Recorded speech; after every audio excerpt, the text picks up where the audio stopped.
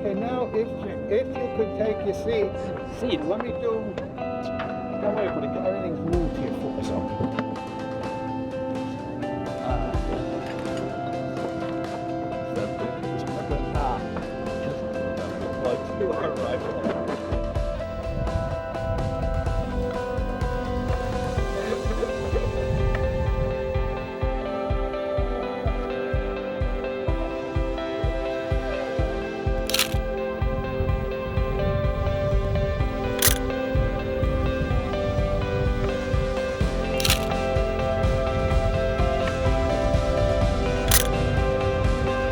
Here, right over here. Gentlemen, this way. Right here. Oh, nice place. You don't want to believe it, huh? I know, it's quite impressive, huh? Quite the view, huh? That's the Statue of Liberty, of course, Liberty Island. And Ellis Island here, the famous Ellis Island where all the immigration came in. Yeah. And the New York Harbor. This is Brooklyn. On the left. Oh, island. Yep.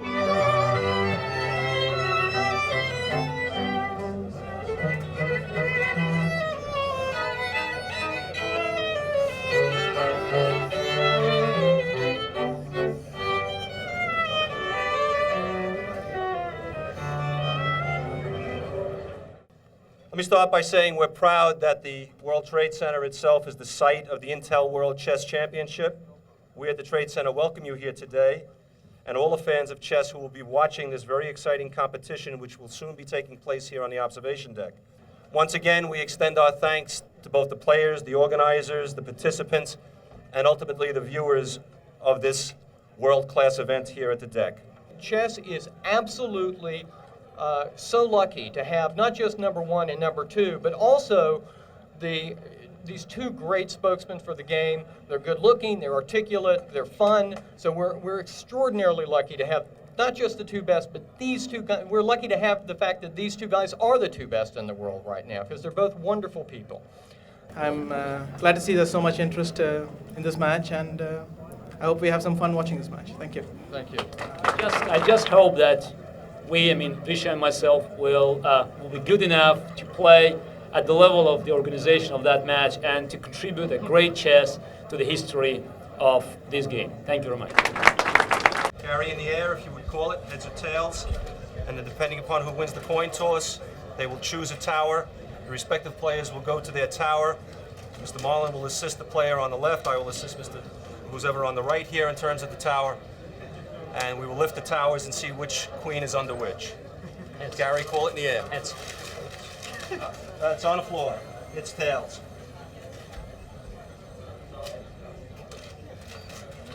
Choose one of the two towers. I'll go with this one. That one. 1, 2, 3. There we are. Vishy has white. Gary has black.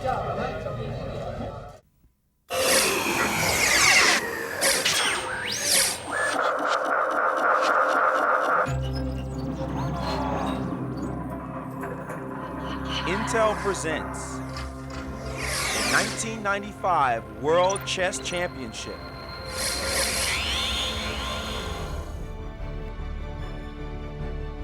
There have been many dramatic sights for the World Chess Championship in its long and illustrious history, but none have reached the heights of this year's breathtaking setting.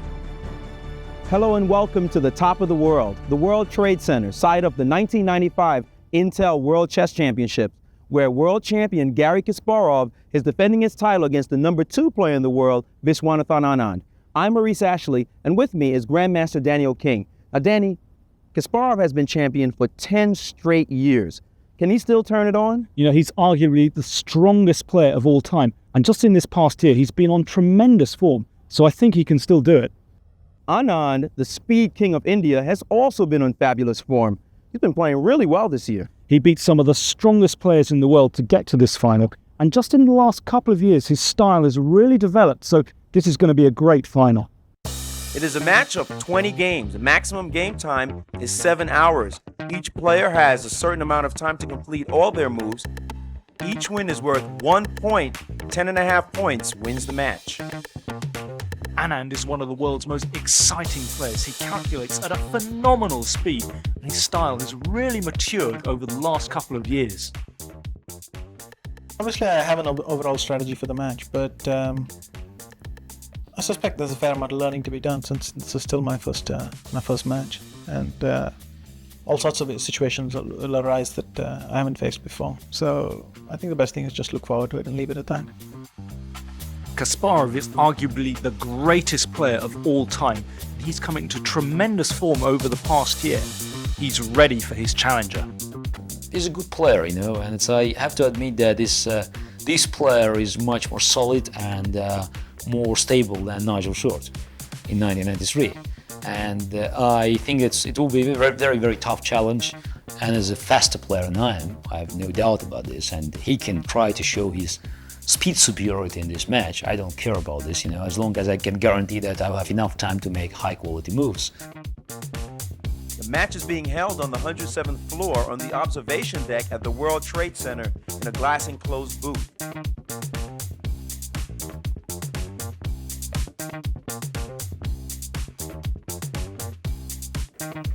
Game 1 began. Anand had white in the first game, and he started with his traditional move, E4.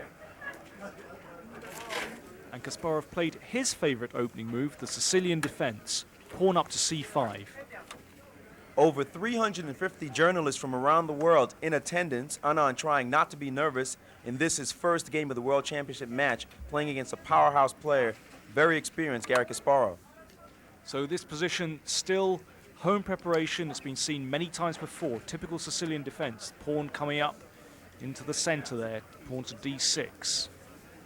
Kasparov looking quite relaxed, and if we switch to the Intel graphics, we see Anand darting his pawn forward, Kasparov capturing and a knight taking in the center of the board, knight jumping out to F6. So that pawn in the center of the board being attacked and defended, and this is the Najdorf variation of the Sicilian. Kasparov's favorite. He's had tremendous success with this in World Championship matches, but now the pawn coming to A4, and that's preventing black expanding on the queen side with the B pawn there. A very kind of passive way to play this opening. This is not the biggest attacking line in this variation, Danny. It's more, he's controlling the play. I wouldn't say it's passive. Anand is controlling the position rather than going for a big punch straight away. Or bringing out their pieces are the players, and Kasparov castling there and pushing his pawn forward, looking to thrust aggressively was Anand. Well, this has been seen many times before, and indeed in World Championship matches. And Kasparov playing his rook into the center of the board there. Anand's looking pretty calm at the moment, but the rook coming into the center of the board, looking down potentially at those bishops and white's center pawn. Anand just calmly bringing his queen up to D2, a novel idea in this position, trying to be very solid, bringing his rook over, just centralizing all his pieces, being aggressive in the center. So both sides have developed all their pieces, but you can see there's a kind of no man's land in the middle of the board. There seems to be no contact. The rook coming into the center, opposite white's queen there, so that if there are any tactics, then white's queen could be in trouble.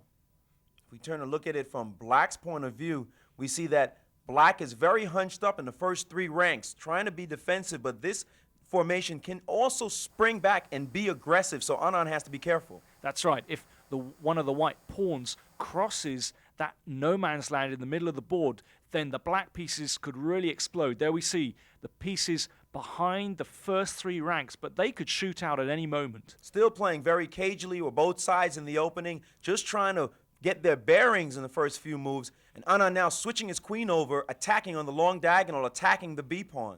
But of course, this can be defended pretty easily by Kasparov by moving the knight back. There we go, and that the knight defends the pawn. So a testing move, but Kasparov, he's up to it. Still, Kasparov continuing to develop. Both players now, the bishop going on the diagonal, a strong diagonal. And then he whipped off this move. Anand, bishop to h5, attacking the pawn on f7. This is a very new idea. Now, if we look at this, the bishop bearing down on that pawn on f7, and this creates very dangerous threats. Kasparov must be so careful in this position. Anand threatening to push one of the pawns forward and explode the position around Kasparov's king. And this was a great defensive idea. Defending the pawn there, attacked by the bishop with the rook, a very careful move. And after a couple of exchanges in the center of the board, Kasparov seemed to neutralize the advantage that Anand had developed by placing his bishop on a wonderful diagonal facing off against the white bishop. And now he's pushed forward in the center. That center pawn, a very good idea. So Kasparov, he's crossed that barrier in the middle of the board and he's gained a central square. So white pawn capturing, and now that bishop stands perfectly in the center of the board. And by neutralizing the effort of the white pieces, Kasparov was able to better his position. Now his pieces standing very nicely in the center of the board, controlling a lot of key squares, and it looked as if black had taken over the control of this game. That's right, the knight and the bishop looking very powerful indeed. And now Kasparov played such a surprising move. He played the pawn up to a5, which looked at first sight to be crazy because it's weakened that b5 square. White's knight could potentially hop in there, but his judgment is very fine. And Kasparov now looking to see whether or not he could get a real advantage. But Anand went on the defensive. Kasparov deciding to play very, very solidly in this last few moves. And Anand accepting the draw offer, so game one was history. A solid start from both players. Anand tried to attack, but when it didn't work, he regrouped, and Kasparov felt he didn't have enough advantage to play for a win. Well, the players in a glass-enclosed booth, but down the hall, a nice crowd has gathered for the start of Game 2. This game, Garry started with the white pieces. The players came out ready after a draw in the initial game. Question was, would Kasparov with white go all out for the win? Anand feeling very confident after his first game, saying that in the press conference earlier, and now Kasparov getting ready, and the game was off. Kasparov opening with the move pawn to d4. Previously, he's played pawn to e4 against Anand, so this may be a slight surprise. And Anand studying the position and finally bringing his knight out to f6. Typical of Anand, one of his favorite defenses.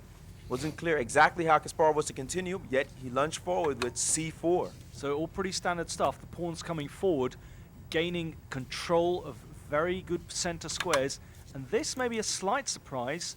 Anand often plays the pawn out to g6, fianchettoing his bishop, but now we have a Nimzo Indian defense. That bishop coming out, pinning the knight on c3. And this, slightly unusual, the queen coming out into the center of the board. It's been seen before, but, well, a little bit of a surprise. Well, Kasparov responded quickly to this variation, nevertheless, despite the surprise value, and then after an exchange on c3, Kasparov took back with the bishop on c3. Yeah, slightly unusual again. Often it's better to recapture with the pawn, strengthen the center. And now that bishop coming into the center of the board and attacking it with the knight. There we go, knight takes bishop threatened. Now after an exchange on f6, Kasparov had fractured Anand's structure. Kasparov looking for a way to get in after having weakened the pawn position around Anand's king. So the knight coming out there, threatening to hassle black's queen in the center of the board. Now Kasparov played a very careful move, that pawn move, preventing black's knight coming down. And the queen centralizing herself, the black queen looking very powerful. After a knight move, the pawn moved up, and then the king castled on the left-hand side of the board. So Anand following suit, he's also castled on the queen's side. Let's look at it from black's point of view. And now black with a fairly solid position. Right about now, all the experts had agreed that black had basically equalized this position. His queen was very powerful in the center of the board. Yeah, it's that queen that makes me feel that Anand's position is fine here. Kasparov playing his pawn up, maybe looking to develop his bishop. And he has done so, and now Anand leaping back with his knight, preparing to bring his pieces into the center. Anand looking very confident. Kasparov wanting to win with the white pieces. He's such a big hitter. He's like Pete Sampras with the serve when he has white. Now not too happy with this situation because the position seemed to be evening out just a bit. And there, the bishop wants to come down onto that superb diagonal. Kasparov actually forcing an exchange of queens here, which, well, he doesn't seem to be making much of the white pieces here. An amazing decision by Kasparov. It's such a big-time attacking player to exchange the queens. Didn't seem to make sense, but Anand was only happy to oblige by also exchanging rooks and offering further exchanges along the D line, and this really helped Anand to neutralize white's advantage. That's right. In this position, the pawn structure's almost symmetrical. Perhaps Kasparov has an infinitesimal advantage, but it's not going to be enough to win the game. Kasparov bringing his king up, if he can gain entry into black's position with that king, superbly centralized king, that's a different story. But Anand playing very carefully, not allowing the king entry into his position. So Anand content to stay back, but there was no way for Kasparov to penetrate. And after a few more moves and a few Kasparov feints, it didn't really seem as if he was getting anywhere. Anand defending very coolly indeed. Didn't seem like he was under too much pressure. No pressure at all was Anand. He knew how to handle this position, and Kasparov glancing at the clock, wondering how he was going to win this second game, but it didn't seem as if he was going to make much headway in this situation. Not much to do when you have only a few pieces, and Kasparov looking a bit frustrated. You know, Kasparov has got to be pretty disappointed with this game. He's got the white pieces, but he didn't make anything of it at all. Normally, he'd go all out for the attack, but here, he's hardly tested Anand. Prior to this game, Kasparov had defeated Anand 4 consecutive times with the white pieces. So for Anand, this is some kind of victory in being able to fend off the powerful attack of Kasparov, and the game ended in a draw. This is a confident performance from Anand, and he's got to be happy going into the rest day. Game 3, Anand with the white pieces trying to crack through Kasparov's defenses, and Danny, after the rest day, Anand had to be feeling pretty good. He's drawn the first 2 games and played himself into this final, and many people expected him to have a real go at Kasparov today.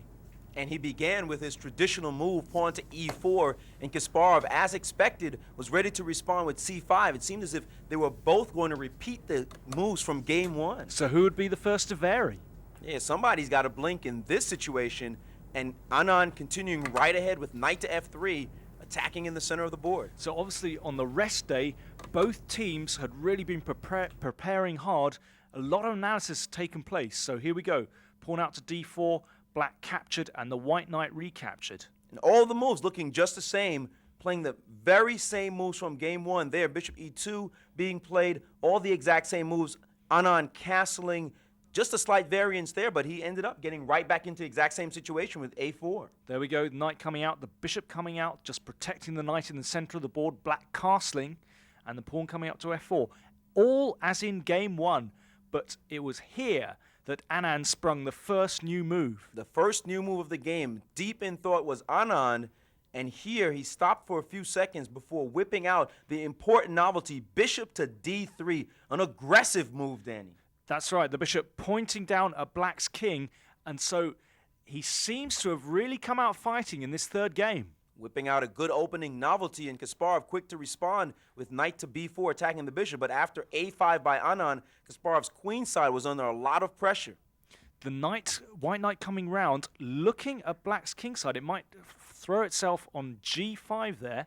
Very aggressive play by Anand now, bishop to b6 attacking the queen, and Kasparov looking a bit concerned at this new way of playing. Kasparov wondering what was going on as Anand made it clear his intention was to attack Kasparov's king. And he's a little bit baffled, and he's played his queen back 1 square to the back rank. He's preparing to knock the black bishop out of the way, and the queen coming around to a very aggressive post, looking at black's king. And now the bishop lining up on the d4 square, looking to attack down near black's king, the bishop and the queen in concert, and Anand beginning to feel this position looking very tasty indeed. You can see him, his eyes on the right side of the board, looking at Kasparov's king. Forget the other side. Look, the queen attacking the king there. Threatening checkmate in 1, and Kasparov played a very surprising move, f6, and e5 was played, and now a beautiful sacrifice, a threat possible with this strong bishop, Danny. Well, this just blows the position open, and Kasparov had not anticipated this pawn move,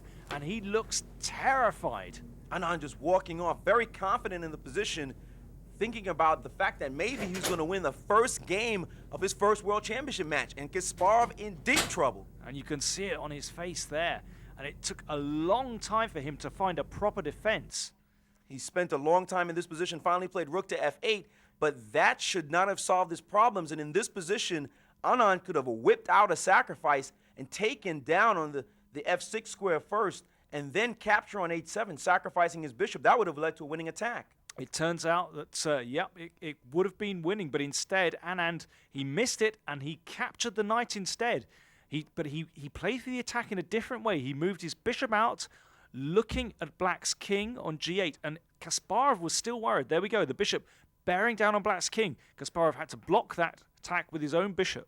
But now, after blocking the attack and missing the moment, was Anand, and here Kasparov driving the bishop back and chasing the bishop all around the chessboard. It was relegated to the side of the board, and Kasparov bringing his knight back. But that bishop could still be the key to Anand's attack. It can still drop back one square and look at black's king. And now it's at this moment where Anand should surely have recaptured that pawn in the center of the board with his pawn. Instead, he chose to capture with the knight. Although his queen is still in an attacking position, too many pieces were exchanged. With all these exchanges, Kasparov was very much relieved, and his queen leaping into the game, protecting the position very well. Anand having to drop back, and then a couple of exchanges occurred on the f-file. So Kasparov has managed to exchange pieces, and with every exchange that occurs, Anand's attack diminishes, and Kasparov is over the worst. So starting out very aggressive was Anand. A couple of moves now, just pure exchanges, and so many pieces off the board. Is very difficult for Anand to make any headway. And Kasparov still defending accurately, advancing his pawn. There, Anand bringing his bishop to the back rank, but there wasn't much to play for in this game anymore. So now more exchanges occurring, Kasparov checking, Anand can parry that very easily with his queen, and after the exchange we're left with an endgame where the pawns are exactly equal and each side has a bishop, but they're so-called bishops of opposite color. They run on opposite colored squares, and this makes a draw inevitable. With nothing to play for, the players finally did agree on a draw, and the third game was over. The match still tied at 1.5, 1.5. I saw it was very dangerous. You know, I didn't like very much my position, but you know, I didn't have much choice after e5. So this has got to go down as a missed opportunity for Anand. Kasparov has got to be pretty relieved at holding the draw. Danny, on day 4, expectations were high for a fierce battle. After 3 draws, the crowd wanted blood, and they were confident that Kasparov was going to deliver. No question about it, and it was game 4, Kasparov with the white pieces, and after narrowly missing death in the previous game, Kasparov needed to win this game to regain his confidence and his domination in the match. But his opening move was somewhat surprising. He played his knight out to the f3 square, a very cautious start indeed. Not typical Garry Kasparov, not the Garry Kasparov of 10 years certainly, who would bang out the pawns in the center of the board and try to just rip his opponent's head off. And responding in kind, also bringing his knight out to f6. Very calm start by the two players. Kasparov seeming as if he wanted to test the waters, and now playing c4, a move he does not frequently play. And Danny, this kind of start really doesn't look like he's trying to do anything in the beginning. Well, who knows? He perhaps wants to build up the tension here and only later on in the game go for his opponent. Well, he whipped his knight out to the c3 square, influencing the center. Anand countering with bishop to b4. So the bishop looking at the knight on c3. You never know, it might capture and damage white's pawn structure. Well, continuing to develop quickly, the bishop now going to g2, Kasparov. And there was this pawn center, and then suddenly Kasparov made this queen move, Danny. So the queen threatening the bishop and Anand moving his pawn out to defend the bishop. Quickly castling was Kasparov, giving Anand a wide choice of moves, and considering his situation here, not wanting to lose this game, especially after missing a win yesterday, Anand trying to be very careful in this situation. So Anand has this strong pawn center. You see those two pawns controlling many central squares, and Kasparov, he's just hanging back. So at the moment, it's as though Anand has a slight initiative. Very strange indeed, and now Anand bringing his rook to the open line, and a3 by Kasparov attacking the bishop. Now Anand has captured, so white's queen is attacked here, so Kasparov first has to recapture the pawn. There we go, pawn takes pawn, and now he must decide what to do with the bishop. He's taken the knight. And there we see Kasparov, who likes to leave the room, and his opponent's move quickly returning to the board. Now Kasparov, he's got to decide how to recapture the bishop. He's taken with the queen. That's much better. He would have damaged his pawn structure otherwise.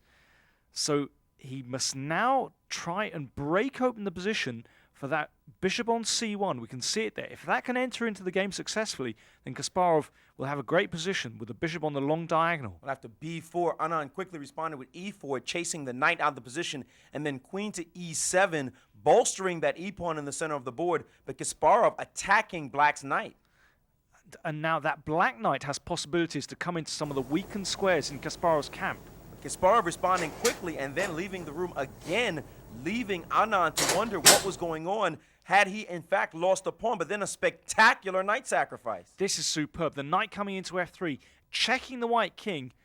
White must capture this knight, but then Anand captures the white knight in the center board. Now Anand is a whole pawn down, but his pieces are so active. There we go. He's just about to recapture that bishop in the center.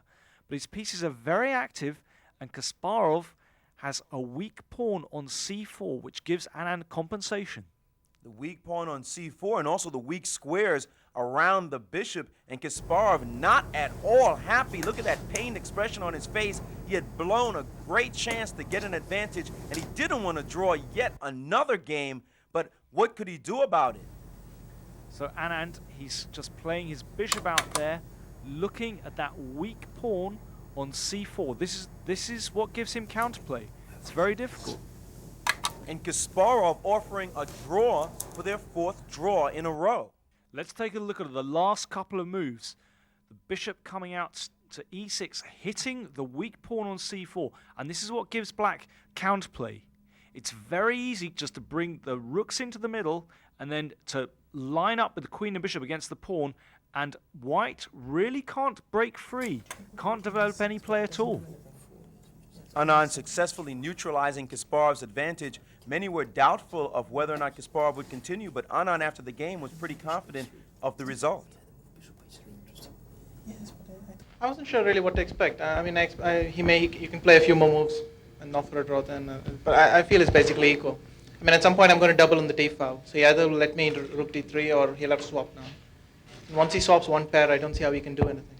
So the score was now deadlocked at 2-2, and Kasparov had this to say about the 20-game format. This is not a traditional World Championship match, you know. I played with Karpov. First match was a, unlimited match. I mean, forget about this. But all the matches I played before, it was an old-fashioned 24 games event, 3 games a week with the Germans. Now we play 20 games match, which is 4 games shorter. It's a significant cut. You know, we play 4 games a week. No, as I said, with no Germans, and that also puts me in quite in a difficult situation, because I never used to such a pace of the event, and Anand has a better preparation, because he played a very short matches, shorter than the World Championship match, but he used to play a few games in a row. I didn't play this in my matches, and I'm not used to this kind of the event. So for Danny King, I'm Maurice Ashley saying so long from the top of the World Trade Center in New York City.